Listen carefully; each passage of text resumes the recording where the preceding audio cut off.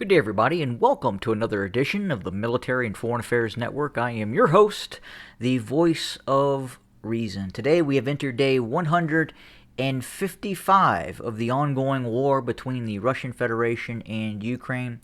And over the last 24 hours, we have received reports that Russia has renewed both cruise missile and ballistic missile attacks against Ukrainian targets throughout the country, this time targeting military formations and targets in and around Kiev, mainly to the outskirts of Kiev, not in the city proper. We do know that at least a half dozen cruise missiles were fired at Ukrainian targets, military targets, to the north of Kiev, within the vicinity of this area here. This area was once under the control of Russian forces. Now it's back into the hands of Ukrainian forces.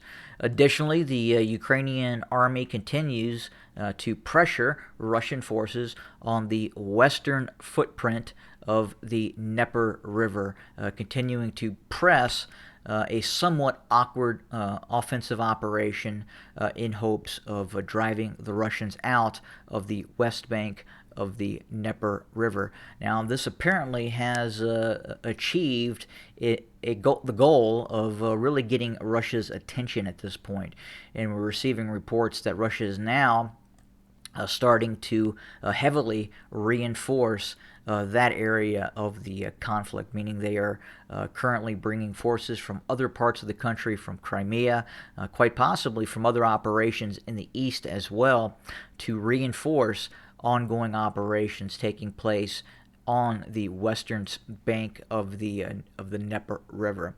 It does not appear that the city of Kherson is in any danger of falling at this point. Obviously, the Ukrainians have pressed forward and are closer, obviously, now than they were, say, 2 months ago. But with that being said, the Russians do have fairly strong defensive lines around the city of Kherson. There are apparently 3 lines. There is obviously the line of contact, a fallback line closer to Kherson on the outskirts of the city, most likely protecting the airport and the smaller villages on the outside, and then the actual defensive works inside of the city of Kherson that we are seeing the Russians deploy. Additionally, we have not received any more news of the reported encirclement of Russian forces in the northeast area of the operation. We don't believe there are Russian forces encircled at this time.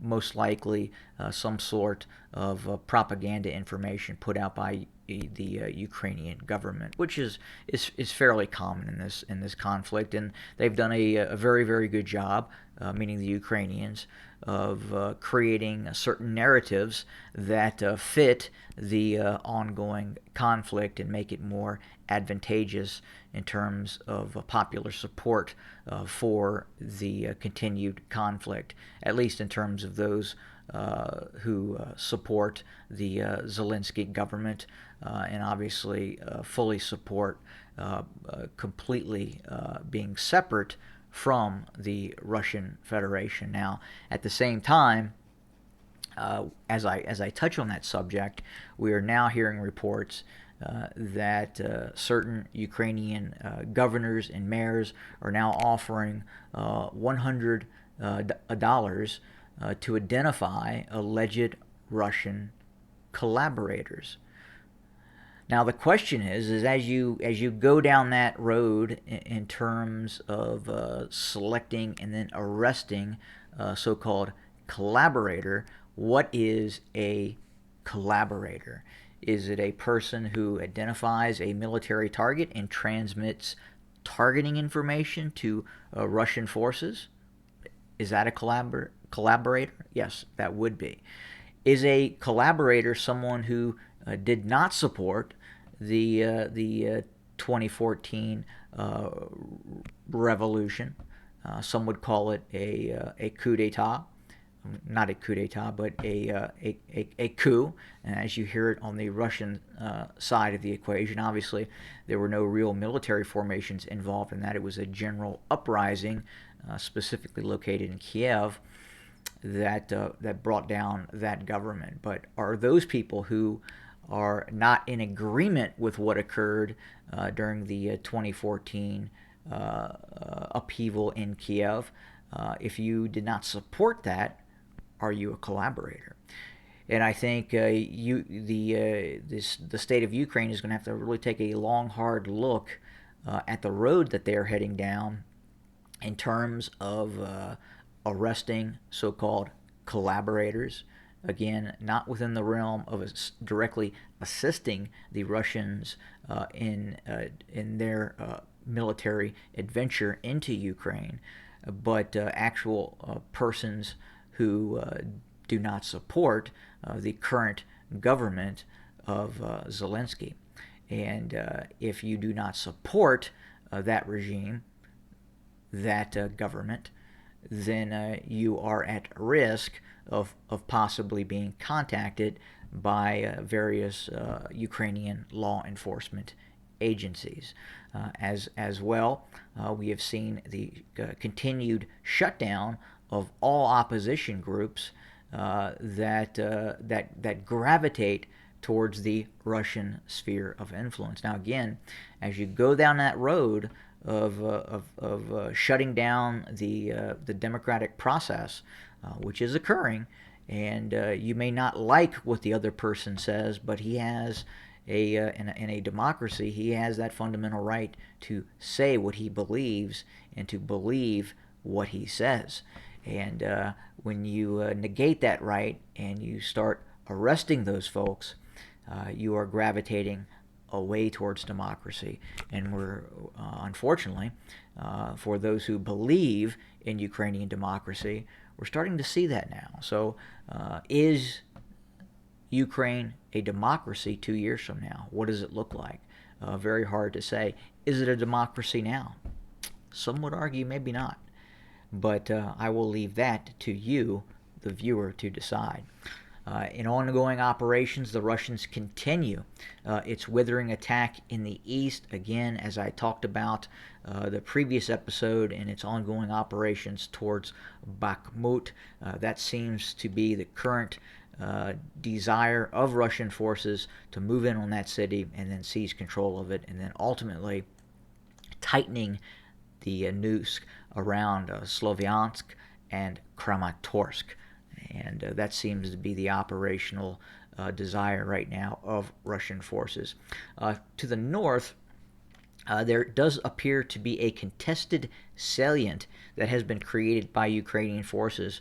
So it looks like there has been a limited Ukrainian operation to the southeast of Izum, which has created this salient here. Now, will Russia very quickly patch that up, or could this be something that could continue to cause Russia problems with this ongoing operation that is occurring to the northwest of Sloviansk? And what I'll do is just kind of back up the map here where you, the viewer, can kind of see what has happened. So obviously you can see this area here was contested. The official lines were here. Now this site tends to be, or is, a pro-Ukrainian site. So the map information is information that is reported from Ukrainians on the ground in Ukraine. So and as we speed this up a little bit, you can see that something has happened to the southeast of Izum with Ukrainian forces looking like they have launched some sort of attack into this area. And again, it looks like a lot of forest and fields and what have you. But the Ukrainians have been fairly proficient at operating with all-terrain vehicles using anti-tank guided weapon systems in this sort of terrain. And Ukrainian Special Operation Forces have proven to be fairly competent, and by anecdotal reports from some Western special forces units that have worked with Ukrainian forces, they too allege that Ukrainian special operations forces are very, very good at their field craft and at what they do in terms of being frontline shooters. But that is pretty much it in terms of what we're seeing on the ground. Obviously, Russian forces are moving forces to that western bank of Kherson. We're going to watch that very, very closely. It does look like the Russians right now want to put an end to this Ukrainian offensive that is taking place on that western side. The Russians really do not want to be forced to withdraw from Kherson and withdraw from that western footprint that they control on the western bank of the Dnieper River. Retaking that, if they were to lose it, would be very, very, very difficult, as a major river crossing operation would most likely have to occur, and in all likelihood, the Ukrainians would destroy the existing bridges over the Dnieper River. They're trying to do that now with HIMARS systems. They have hit the bridge on numerous occasions. It looks like, though, that the HIMARS, the smaller HIMARS missiles that they're using in the 200 millimeter plus category, are simply not big enough to take down these bridges and break the span, and thus you will probably see the Ukrainians take shots with Tocha or other systems, or even low-flying Su-25s coming in and trying to drop bombs on them if they actually try to do that. We have seen continued use of Ukrainian Su-25s flying at extreme nap of the earth, trying to avoid Russian S-300, S-400 radar systems. Additionally, as I talked about the S-300, is another topic I wanted to talk about real quick. We're continuing to see the S-300 system being employed as a ground attack target, or as a ground attack system. Obviously, the Russians have a plethora in large amounts of S-300s, as the S-300s were being slowly replaced by the more advanced S-400 system. But the S-300 does have a dual use capability where it can strike ground targets. And we do know that over the last 24-48 hours, additional targets in Kharkov have been hit by these long-range S-300s, formerly air defense systems, but with a big enough warhead and with precise enough guidance in terms of having that ability to hit a target on the ground with reasonable precision. Not great precision, but reasonable precision, that they are using these S-300s. They're obviously high sonic missile systems that are very, very difficult to bring down, and then at the same time, it's possible the Russians may have done some sort of update to some of these systems to make them more accurate in the ground attack role.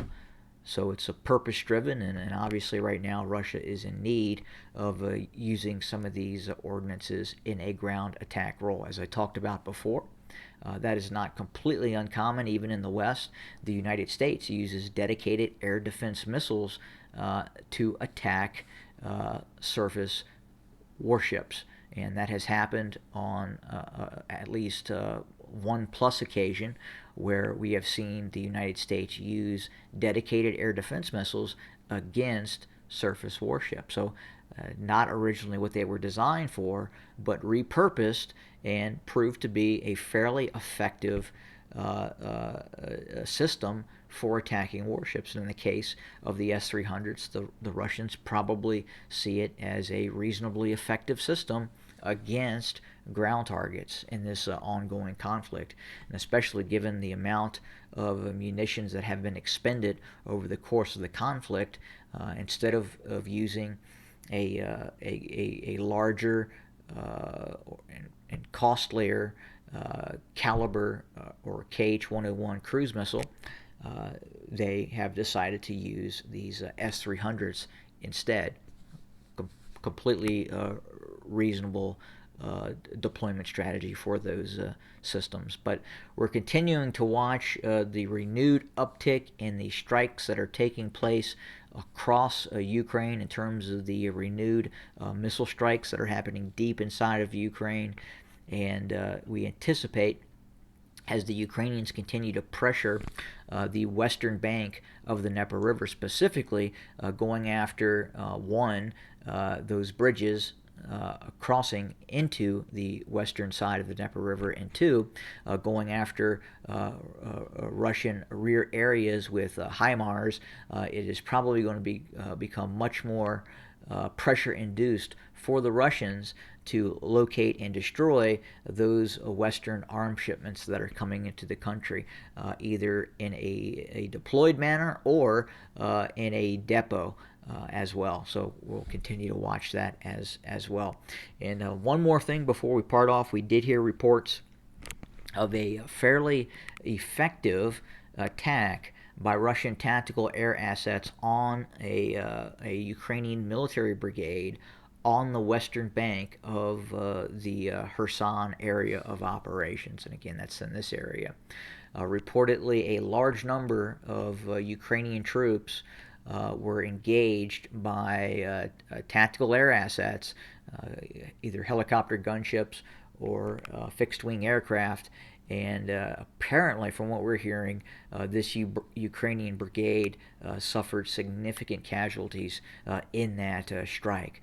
But we'll continue to keep our ear to the ground and try to ascertain more information about what occurred in that strike on that Ukrainian combat brigade. But again, that does it for today. Thank you very much for joining us, and we'll have more very, very soon. Good day.